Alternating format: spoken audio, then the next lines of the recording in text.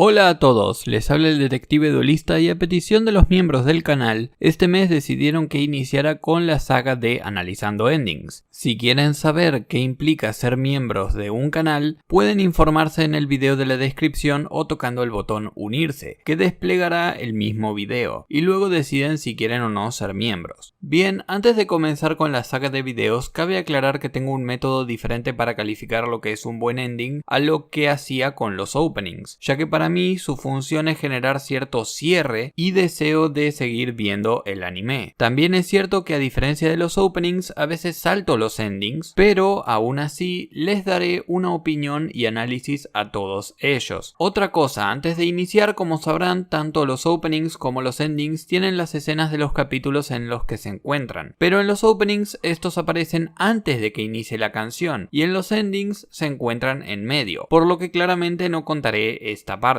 sino que evaluaré si pasamos de un tono a otro en dicha transición. Por ejemplo, estamos todo rosita y flores antes de las escenas del capítulo y luego estamos en un tono más oscuro y apocalíptico sin contexto. Eso lo tomaría como algo malo. Dicho esto, comencemos. El ending inicia con un Shinichi y nos vamos alejando para ver a Conan, simbolizando que Shinichi ahora tiene un alias, que utilizará para ocultarse, porque jamás estuvo con ese moño y de hecho tiene la misma vestimenta en versión adulto que en versión niño. Luego vemos a la ONU dirigiéndose a Londres por...